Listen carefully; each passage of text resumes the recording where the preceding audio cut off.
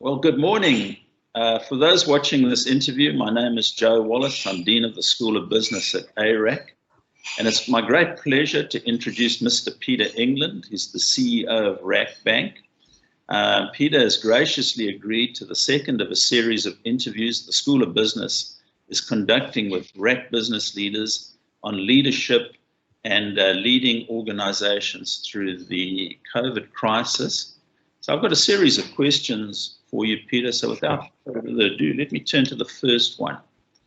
So my question is, Peter, can you tell us something about yourself and the key events in your life and career leading up to your appointment as CEO of RAKBank? Sure, no problem at all. I grew up on a farm in Australia. It was where I kind of started out, and it's interesting actually because in those days, a lot of CEOs of banks, of Australian banks at the time, most of them were very much, grassroots people. And I guess, that's how I started very much. So, I as I grew up on a farm, went to high school. To be very honest, and I shouldn't say this in an educational environment, but I was pretty rubbish at school, to be very honest. Didn't do very well, and literally just got the first job that I could find, which happened to be in a bank straight out of school. So I literally started at the bottom of the ladder. My first job was making up, cardboard boxes for all the various documents and so forth to be stored in, and just gradually, bit by bit, sort of worked my way through the organisation. And this was a little bank in Australia called the State Bank of New South Wales. I was there for 17 years doing a bunch of different things. But one thing I did do is, unlike being very useless at high school, I was actually pretty good, not only at work, but also, very good at studying outside of work. So I went and did my accountancy, which was the sort of common path that most bankers took in those days if they wanted to get ahead, and I studied for 4 years part-time doing that. And then later on, while I was actually working in Malaysia, I went on to do my MBA through the University of Southern Queensland by distance, and that was and actually, funnily enough, I did very well at those things. So anyway, 17 years in the first job, I got a call sort of out of the blue from someone to say, would you like to come and work in Malaysia? And I said, sounds interesting. And then I went back and looked and figured out where Malaysia was on a map, because I didn't even know where it was, because that's how things were, and then I spent most of the last sort of 15, 16 years in Malaysia. Actually, it was close to 20 really, in Malaysia and Singapore, before finally coming to the UAE 7 years ago.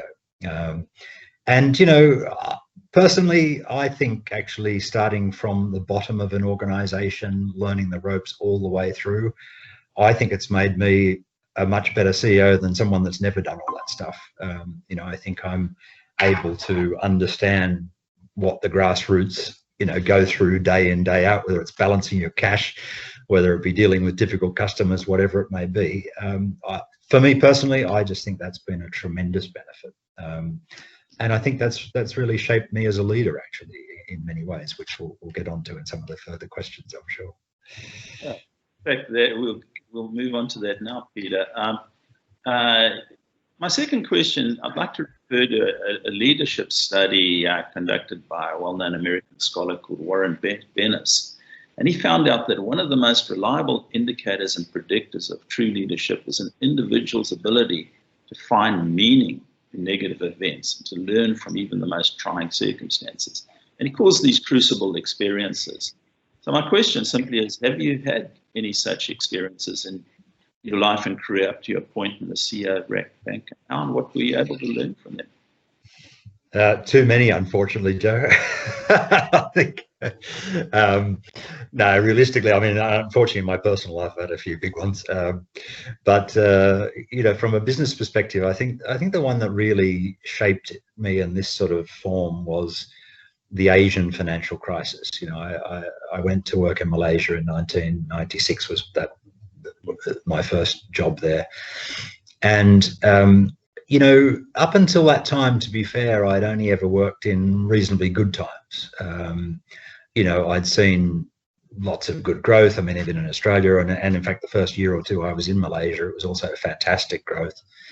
And then, of course, someone walked into the room and turned the lights off, and the Asian financial crisis in Asia was very severe. In fact, I would suggest more severe. Certainly, in the case of Asia, the global financial crisis didn't actually impact Asia too much, but the Asian financial crisis sure did. And I think it was a very important learning lesson, because it's very easy to run business. It's very easy to be gung ho, build balance sheet, build P&L, do all these great things when times are good. But you do need to see the bad side, because otherwise you just you've got to go through that at least once in your life to really understand about economic cycles. Yeah, you can read about them in textbooks, you can learn about them at university, but there's nothing like going through a real hard crisis. And part of that was the liquidity crisis, a crisis on obviously lending. I think it just brought me out the other side as a much better balanced person, someone that, could see risk much better than I would have if I hadn't been through that. As subsequent events happened in other places, the global financial crisis wasn't a huge issue. But even to an extent, what we've just been through with COVID, which I know we'll talk about at length soon, but I think in some ways it actually some of those aspects prepared me very well for this. The second one I want to talk about, and it sort of gets onto leadership. Before I came to the UAE, my last job, I ended up working for someone who I can only describe as actually an alcoholic. Really, he was, and a bit of a narcissist and whatever. And it's interesting. Again, it's like what I just said earlier. You work for good people, you work for people that inspire you is very easy, but working for someone that's an absolute nightmare, you learn a lot. One is you learn when it's finally time to say enough is enough and I need to move on and do something else. But also, one thing I found is actually finding some of the good bits in bad leaders, right? And picking up those little, and everyone has good and bad parts about them, right? But I think finding some really good snippets out of people that you wouldn't say, let's follow this person as an example, but you can find good things in even that scenario. So I think those two, and that has shaped the way I act and deal, and we'll talk about it more in the next comment. But I think they're two sort of interesting things that jump out. I mean, as I said, there's plenty of others, but they're the two main ones I think I'd like to cover. Yeah, no, that's an interesting one. Hey, so the negative example. Maybe let's shift now to probably the more positive example, which leader do you most admire? Try to model your own leadership on. What specifically this leader? Yeah, Joe, look, I'm not one that would read a textbook and say, Jack Walsh is the man or whatever. Or Bill Gates or whatever. I've worked for some very good people. I mean, with due respect, my last CEO, sort of / chairman of the CIMB group, a chap by the name of Nazir Razak, I thought was an exceptional leader. And a lot of the things that I do today is to an extent sort of modeled on the way he did things. But the reverse of what I just talked about, there was also some things that I think he probably could have done better. And interestingly, some of the things I picked up from that negative leadership I talked about, it's sort of a blend of some of those little bits, but more so, following his sort of leadership style. And, but as I said, he's one of many. I've been very blessed to have worked for some incredibly capable individuals. And I'd like to think that my leadership style is really a blend of not just the good bits, but a blend of that experience of working with these people. And so there's no sort of one specific one, not one out of a textbook. It's really just people I've worked with and absolutely admire. But as I said, I can also see bits that I think maybe there's an opportunity to improve, just as I do, by the way, with my own leadership. There's always room for improvement in everything we do, isn't there? That's great. Yeah, I mean, just pick up on that. You mentioned a name there, and it sounded like a Malaysian name, Nazir. Nazir Razak. Yeah. If you had to, give us a couple of adjectives to describe him, I mean, what would they be? Firstly, very, very engaging and very articulate. Number one, he was an absolute brilliant, narrator. He was very, very good at bringing out the best in people. I did a lot of work with Nazir on the road in terms of investor roadshows. We would go around the world and literally talk about CIMB Group. And he was exceptionally good at managing all sorts of audiences, from whether it be a relatively sort of junior person in the organisation, all the way to very sophisticated investment bankers, analysts, and so forth. So I think that sort of breadth of, or that ability to narrate across a range of people and across a range of topics. And he was smart enough when he didn't know something to make sure he brought, whether it was someone like me or someone else along with him, to pick up on the detail bits that he couldn't get to, particularly with investors. So I think that was a very good strength of his. To be honest, the only weakness I ever saw in him was he probably wasn't as direct at if things were wrong, maybe taking action on it. He was a bit more. And again, this is a fault I see in myself, to be honest. I tend more to err on the side of the positive part of management rather than tackling some of the bits that probably need to be tackled. But yeah, I think that was that. And also, he's very, very good at, and I think this is again something I've learned, at really, just employing capable, clever people and letting them get on with stuff. Don't micromanage capable people. You just need to, the whole reason you've employed them, right, is that they need to get on and do whatever they've been paid to do. And generally, yeah, as I said, find clever specialists to do the things that you're not so good at, and let them get on with it. Yeah, I think that's probably the summary of it. Yeah. I mean, that's very interesting. I don't know if you're aware, a guy called Jim Collins wrote a book some years ago called Good to Great, and he was talking about the qualities of leaders who've really been able to kind of effect a sustained transformation in companies. And the interesting thing was he identified two things. One was humility, believe it or not, and the other was fierce resolve. So it was like they didn't have an ego. They were focused on, really on their vision for the company. And it wasn't about them. I mean, would you describe this guy as having those kind of qualities? No, absolutely. He would always talk about the firm. I know it sounds like a bit of an American saying. It's okay at American university, right? But he'd always talk about, and at the same time, this guy was is a very well-renowned individual. But yeah, it was all about what is right for the company and what is right for the future of the organisation. And look, he's since retired as chairman and is going off doing something else, and CIMB continues to be a great organisation. So no, I think that was very much the case with him, despite being, as I said, such a capable individual in his own right. That's great. Okay, let's move on to my next question here, Peter. Yeah, leadership and management. How do you understand the difference between them, and particularly with COVID? What are the key areas of your current job where you were challenged to exercise leadership to a greater degree than management?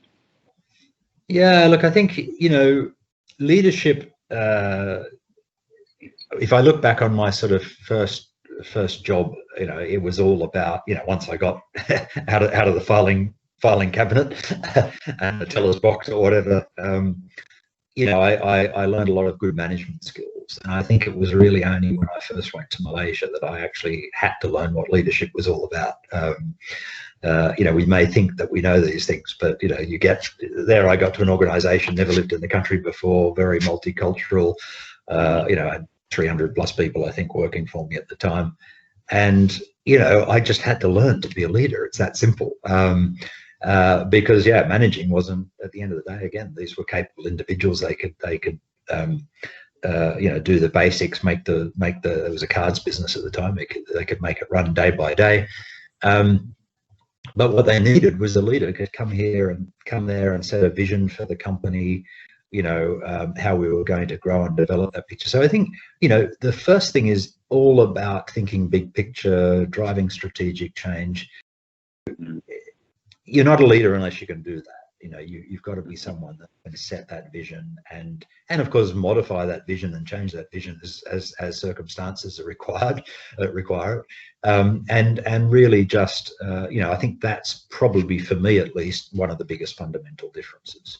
The other thing, well, there's a few other things. I mean, I mentioned it before. I think employing clever people, capable people, and letting them get on with doing what they need to do is actually a sign of very good leadership. Again, managers have a habit of managing people, and you sit in your box and you do that. And there's a time and a place for that, particularly whether it be a large call center or something like that. A lot of it is about management. But when it comes to leaders, employ the best people you possibly can, give them lots of opportunity to grow and develop. And take things in their own course, but of course keep a watchful eye and make sure that we don't go completely off track as a result of that. Another big thing about leadership for me is finding hidden gems in organizations. I mean, at RAKBank, when I first joined RAKBank, we had about 5,000 staff. We've got a lot less now because of various things we've done. But the only way initially is to get in, to the grassroots, get down, and maybe again this comes back to my kind of background I talked about right at the start.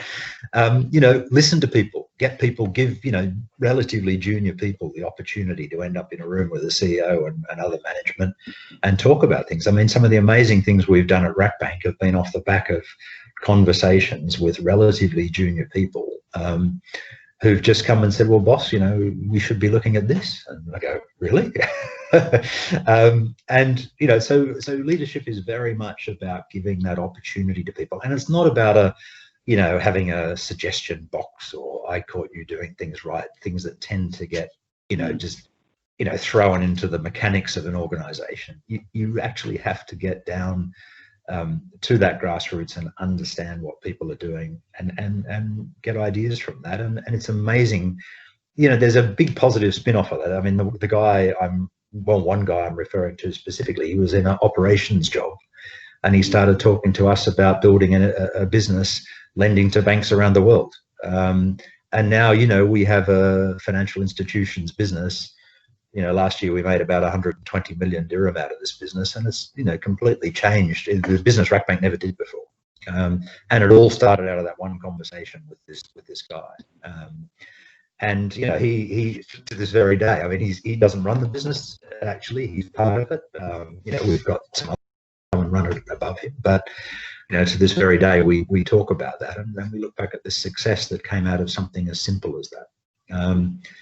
On COVID, it's interesting, actually. I think COVID, in some ways, because of the severity of this, in some ways, I had to go back more into management than leadership in some ways. I mean, there's lots of elements of leadership, don't get me wrong, the bigger picture stuff. And I think, again, we can sort of talk more about that as we go. But initially, it was just about keeping all hands on deck and keeping everything running. And literally, I was having daily crisis management committees, meetings with my guys where we talk about, which branch we have to close, which branch we have to open. We had a situation, we'd outsourced about 500 or actually about 800 jobs to India at the end of last year. And, one day we had 400 people in the call center, the next day we had one.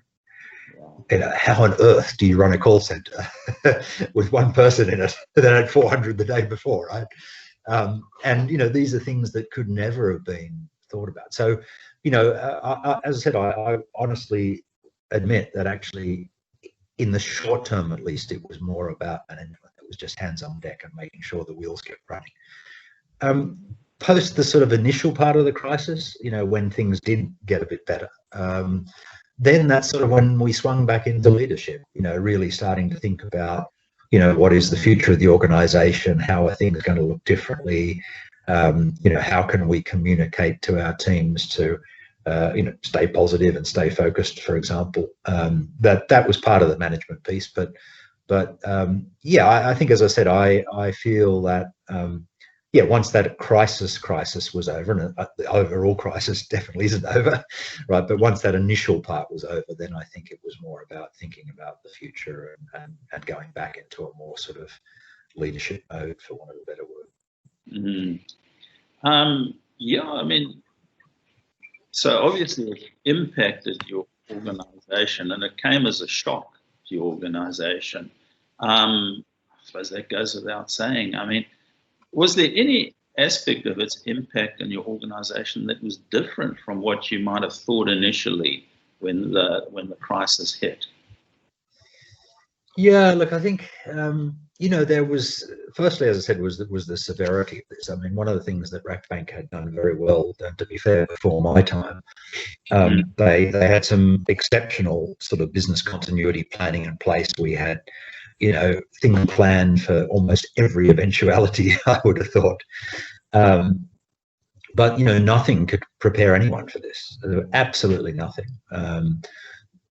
To something that would impact everything on every level so dramatically was not thought of. So I think that's the first thing. You sort of think about it. I talked about the Asian financial crisis. There have been other things like that I've been through where you sort of think about, okay, well, this is how I would act based on what happened last time. So on this occasion, I think, for me, one thing I did very early on was I sat down with the board and I said, look, we need to set a set of very clear, simple objectives. And those objectives, and there were 4 of them. Number one was the health and safety of our employees. And I said to them up front, this has got to be genuine. It can't be a motherhood statement, right? It's got to be that if our employees, our stakeholders, our customers, if they're not safe, then there's no real point to this. The second one was we got to keep the operations running, and that gets back to that management piece I talked about, and that's why we sort of swung into management mode. The third one, and this is probably a little bit more unique to banks, but of course, it's actually is the same for any business. But banks fail not because of a lack of profitability, but because of a lack of liquidity. If our customers want their money and we can't give it to them, that's the end of the bank. And this was just as the Asian financial crisis was, and the global financial crisis. Initially, this was a crisis of liquidity. And we just had to do everything to keep hands on deck to make sure that the bank had sufficient funds to operate. And this was not a RAKBank problem, by the way. This was a UAE bank problem. It was a global phenomenon, but the UAE actually went through very difficult times in this regard. And thankfully, our current governor was incredibly capable and did a lot of things with the banks to make this work. And the fourth one, after liquidity, was do whatever it takes to help our customers through this. Right, whatever it takes, whether it's extending loans and all these things. So, I think these 4 things, it was really important to come to sort of 4 basic things. And what I said to the board and what I said to the management team is, other than that, don't do anything. Don't start, keeping on trying to, run big projects and, plan for the future. In that initial phase, just focus on these 4 things and nothing else. If it doesn't meet one of those 4 criteria, then don't do it. Finish. And if it means that 2,000 out of our, or 1,000 out of our, 3,000-4,000 staff have to stay at home and twiddle their thumbs, so be it. It doesn't matter. So that I think is something. It's just something I've never done before, and I could never anticipate it. So I think that was probably the background of it. As I said, after that it was more about, okay, then how do we keep the team motivated? How do we, it was difficult for all of us, right? And one very difficult challenge for banks and other organizations that need to keep some physical premises open with all of that was, how do you manage and motivate your staff when they're sitting back thinking, am I the next guy that's going to get infected when a customer comes in? So there was a lot of, there were just so many of these aspects, I think, that really needed to be managed and just find ways to really keep the organisation going as well as it could in this very difficult environment. I hope that sort of answers the question. Oh, excellently, thank you. I mean, just keeping people focused on the key things. I think and I think that's leadership. I mean, someone once described leadership as disciplined attention to what needs to be done, and but funny, I was chatting about this, with the lady who runs Hilton Resorts, and she said, I mean, it's made similar comments, but she said that people went through ups and downs. I mean, would have this been the case with your leadership team? I mean, real ups and downs in terms of, just the emotional climate and dealing with these kind of things, because this is absolutely. And I think particularly when it sort of comes to home in terms of your own staff being infected, their families being infected, thankfully, by the grace of God, none of our people have passed away as a result of this, but some of their families have, whether they be families back in their home country or whether they be families here. It's incredibly difficult. Just trying to keep people on the path of, we will get through this together, we'll make things work. And also emotions. I talked before about 1,000+ staff needing to stay at home and do nothing. I do occasional blogs. I don't do them enough, but I did send quite a long blog to my staff where I talked about those sort of 4 key points. And one of the things I said to those 1,000 people sitting at home is I said, look, I know it's tough. I know you probably feel very uncertain, and people start talking about redundancies. I was very open about it. I said, look, but the best job you can do for the bank at the moment is to stay home, and stay home and don't do anything, because at the end of the day, we're going to pay you paid leave to do it, because we just don't need the distraction. We need to focus on these 4 things, and right or wrong, you're not, your role is not one of those. Roles like audit or marketing, or I'm not saying there wasn't some necessity, but there was a number of roles that it can park. Projects, IT. Yeah, IT was essential to make sure the bank systems were running, people could access computers at home and so forth. But I don't need to focus on some project to build a new IT system, right? I've got to stop that. So that in itself is quite interesting, right? Keeping someone positive about the fact that you don't want them to do anything. So yeah, very interesting. But yeah, look, we all went through emotional roller coasters. My goodness, there were sometimes at night we all just, in our evening calls where we talk about the day and what needed to be done. I mean, you get off those calls sometimes and you were just wiped out. You were just going, how on earth are we going to get through this? But we did. And yeah, very, very interesting times. And you saw a range of different styles of my team, the way they were dealing with things. But I think we were all pretty much aligned in terms of that thought process. Yeah. So, I mean, again, coming back to the crucibles thing, I mean, it's not just for individuals, it's for teams, it's for organizations. The whole idea that what doesn't kill you makes you stronger. So, I mean, what capacities have you developed, your team developed? What have you observed in your team as they've gone through this, sort of maybe new capacities they've developed through this sort of novel situation? Yeah, I think now that, well, I'm hesitant to say the worst is over because we don't really know, do we? But I think one big thing, and look, I think this is where the sort of business angle comes in a bit more, is I think we've all sort of seen the opportunity, for want of a better word, to fundamentally change some things in the organization that maybe we should have or would like to have done. And one of that is simply customer behavior. I mean, we chose, we decided to permanently close 9 out of our 35 branches. A tough decision, always is a tough decision. But in this case, we said, well, these branches were not very busy before. And as a result of COVID, they were actually shut anyway. So let's bite the bullet and not reopen. Let's because we initially actually saw a bit of a decline in digital transactions, funnily enough, because but of course, and we saw a massive decline in counter transactions because no one was going anywhere. But that soon changed, and the digital transactions just went sky high, and the branch transactions kept relatively low.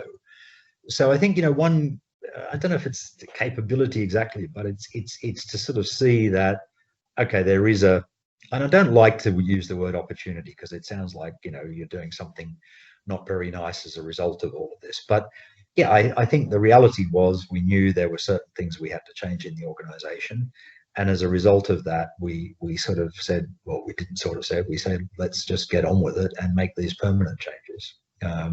So whether that be closing branch network, whether it be trying to get really improving the range of digital services. I mean, I mentioned before, I didn't want people to do IT projects, but after the initial crisis was over of 6 weeks, 2 months, we got cracking on developing as much digital capability as we possibly could, just finishing off little projects, so people don't need to come into branches and don't need to do things. So I think that was one part of it.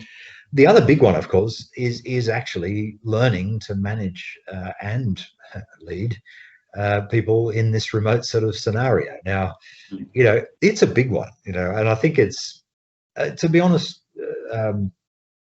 I don't think, Joe, I don't think we've got it right by any means. And I don't know if right is the word. It's a huge paradigm shift, isn't it, in terms of really thinking about how can you keep that same level of motivation, how can you keep that teamwork going when a Zoom call is about as good as it's going to get, and it's difficult, but I think again we sort of found our way through it. I mean, as I said, I was having those daily calls with management, crisis management committee. I started having a monthly board meeting, which wasn't a board meeting. I just said to the board, look, I want to meet once a month and just talk about stuff, tell you what we're doing, what's going on, what our problems are. And that actually created, I think, even we've talked a lot about leadership down, but leadership up, of course, is a big part of or not leadership, management up, whatever you want to call it, is a big part of a CEO's job. And that created a very different dynamic, I think, with my board, because they actually saw a bit more of a human side. They also stopped thinking a bit or so much about profit and started thinking about how can we help management through this crisis, how can we support you. And I mean, some of the things that my board said to me, they've never said to me before. It was much more human, and I'm not saying they're not human, by the way. They're a great board, great bunch of people, but it just sort of created different dynamics, and I think that's something very valuable, I think, to sort of take going forward. But as I said, if I reflect on it, the one I think that still will be work in progress is, can you have that same level of leadership and drive when you're running in a remote sort of situation? And yeah, I think we've learned a lot. Will it ever be as good as what we had before? I'm not sure. I think you can achieve a lot. You can achieve a lot of the day-to-day stuff, but keeping that sort of bigger strategic goals going is tougher, I think, when you're operating remotely. Yeah, no, that's really interesting, Peter. So the whole thing of building stronger connections, building those team connections, we can talk about, but this kind of really caused you to hone in on that and for it to actually happen in reality to a greater degree. So that's very interesting. Maybe if we can switch now, to look at your industry as a whole rather than just RAKBank. And I mean, you've been through the Asian financial crisis, you've been through the crunch of 2008 and now COVID. So, there's at least 3 big crises you've been through in your career. Maybe drawing from that, what do you see as the long-term prospect for organizations such as yours, banks, once the world emerges from COVID? Yeah, I think it's going to, I mean, there's COVID for banks globally, I think creates a number of challenges, and one actually, and funnily enough, it doesn't affect RAKBank as much as it does most banks, is a zero or low interest rate environment. Generally is not great for banks. Funnily enough, as I said, in RAKBank, it's a little bit different, and without boring you about the dynamics of our loan book, you know, in our case, it's not super negative. But globally, I think for banks, it's going to create a huge challenge, because there's this great push, obviously, to invest more thorough, you know, very heavily in digitalization, in all of these things, and yet at the same time, you've got a low interest rate environment, which, as I said, you know, has a big negative impact on banks' income. In the sort of short term to medium term, there's obviously going to be huge challenges with bad debt. I think if you look globally, all the banking systems, including the UAE, have given, you know, very unprecedented, I had to use that word because everyone uses it about this thing, you know, programs in terms of debt relief, in terms of, you know, not having to pay your installments for the next 6 months or whatever it may be. You know, you've got obviously countries like the US and others printing money like there's no tomorrow.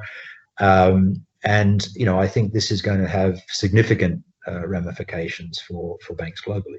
And on top of that, of course, you've got all this threat of you know, challenger banks and fintechs and all of that, which, you know, in this sort of environment, a more digital environment, you could argue probably may have an advantage, because they don't have the cost, you know, heavy sort of cost bases that entrenched banks do. So, look, I think there will be a huge shake-up, and I think it's been deferred to a point, as I said, by these temporary measures by central banks and others. But coming out the side of COVID, you know, the reality is, I think there's just going to be much less revenue opportunities, much more pressure on cost. And therefore, I think ultimately, you know, there will be more mergers. You know, the UAE is a very good example. You know, a lot of these things were happening pre-COVID. I think post-COVID, it'll be escalated even more, right? Because those that were not so strong will be even in worse shape than they were before this. Just briefly on RAKBank, I know we're sort of running out of time, but, you know, on RAKBank, we have a very unique niche in SMEs. You know, we are the largest small business bank in the UAE. That's been our focus. We almost fell into that 10 years ago by mistake, I would suggest. But by the time I joined RAKBank 7 years ago, we were already quite strong. And, you know, I think that actually provides an opportunity for someone like RAKBank, because we were already very entrenched, and other banks are probably even more reluctant to focus on that area during this time. So there is always opportunity in adversity. But as I said, on the bigger picture, I think it's definitely going to be more consolidation, increased digitalization, regrettably probably lesser jobs, which I don't like the idea of, but that's the reality of it. And I think it's just going to be a tough road out. I think it's probably the best way to put it.